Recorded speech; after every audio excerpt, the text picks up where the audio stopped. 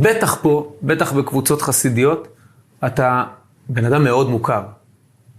מאוד קל לזהות אותך, את הפנים שלך, גם הקדוש ברוך הוא נתן לך איזה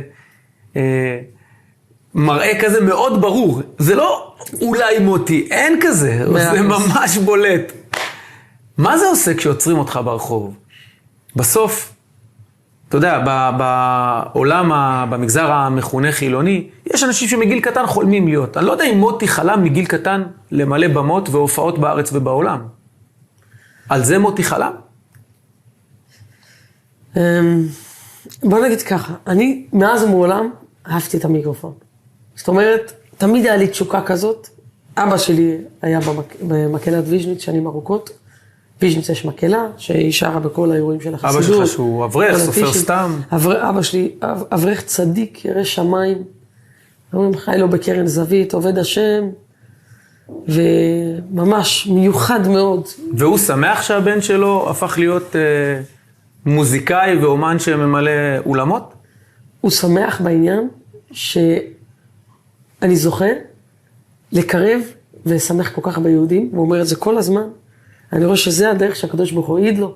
מי אני שאני אגיד בכלל משהו בעניין, ומגיע אליהם כל כך הרבה סיפורים להורים שלי, של אנשים שמתחזקים, אנשים שכל כך בעקבות סיפורים, המוזיקה. בעקבות המוזיקה. אנשים אפילו מגיעים להורים שלי הביתה לפעמים, דופקים, מספרים את הסיפור שלהם. אבל אתה, כשאתה הולך ברחוב פה, ומזהים אותך, הנה מוטי וילדים, ורוצים חתימה או להצטלם, או סתם להרגיש קרוב אליך, מה זה עושה לגאווה? כשבן אדם חי את הידיעה שהוא בעצם צינור. זאת אומרת, כולנו צינורות בסוף. תדמיין סוג של מתקן כזה, כמו שיש בשבת בלילה, כן, הרבה אנשים עושים קידוש, יש מתקן של הרבה צינורות, כן. למטה יש דברים קטנים ומישהו שופך מלמעלה. אז ככה אני מרגיש סוג של צינור כזה. כשאתה יודע שאתה צינור, אתה יודע את הערך שלך, לא חושב, אתה יודע מה המתנה שהקדוש ברוך הוא נתן לך, אבל בסוף אתה זוכר שאתה צינור. אז אתה שמח, בא בן אדם מחמיא לי, אני שמח שהוא בא אליי, אני לא מרגיש מוטרד או משהו כזה. זה לא מטריד לפעמים? זה הכל בראש. זאת אומרת, ברגע שאני הגעתי למקום, זאת אומרת, סוג של להחליף סוויץ' כזה, אתה אומר, אני כל כך בר מזל. תחשוב, הייתי הולך ברחוב, אף אחד לא מתייחס. מה היית עושה אז? עושה את הקניות בסופר פשוט הרבה יותר מהר. זה גם נכון, אבל מצד שני, אתה אומר, אתה עושה פעילות, אתה עושה דברים, אתה רוצה לקבל הכרה עליו, זאת אומרת, אתה רוצה לראות שאתה בפועל נוגע באנשים. כן. נכון? וגם כשאנשים באים לקבל תמונות, באים לבקש להצטלם,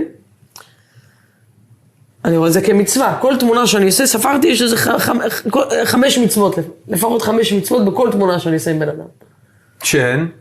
שאין, ואהבת לרעך כמוך, והלכת בדרכיו של אברהם אבינו. אוקיי? שזה גם מצוות חסד. והלכת בדרכיו זה מצוות חסד. חוץ מזה, יש לי כיבוד אברהם, על כל תמונה שאני עושה. כי זה עושה לו נחת? כי אבא שלי לפני איזה 7 שנים, פעם ראשונה היה איזו חתונה גדולה בוויז'ניץ, הגיעו כמה בחורים אמריקאים, אני בדיוק יצאתי איתו מהבית, הם גרים ממש ליד הבית כנסת, ועצרו כמה בחורים אמריקאים, אמרו בוא, מוטי, let's make a picture.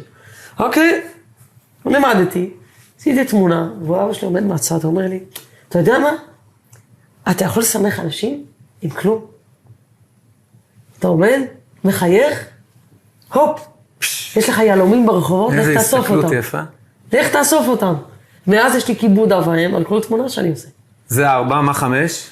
צריך להיזכר מאוד. אבל לפחות 4. אז כל סלפי זה 5 מצוות. כן. וואו, יפה, לא הסתכלתי על זה ככה. אבל בסוף אני שואל את עצמי, הבן אדם הזה זה קצת כמו כוכב נולד בארץ, שכאילו בין רגע נהיים כוכבים, בסוף איך חוזרים הביתה לשני ילדים, מהאורות הגדולים, מהחיבוק הגדול ברחוב, פתאום צריך להתעסק גם במרכאות, בשטויות של הבית. נכון. אין ספק, זה יכול להיות מאתגר לפעמים. אתה חוזר עם אדרנלין מטורף מהופעות. ועם חיבוק מטורף מאלפים, נכון, לא משניים שרוצים סלפי. יכול להיות מאתגר לפעמים, אבל אני אוהב את הילדים שלי אהבת נפש, ואני עושה הכל בשבילהם. זאת אומרת, בשעות שאני זמין ופנוי, ואני יוצא איתם הרבה. ובסוף, יש את החלק של עם ישראל ויש את החלק של המשפחה שהוא לא פחות חשוב.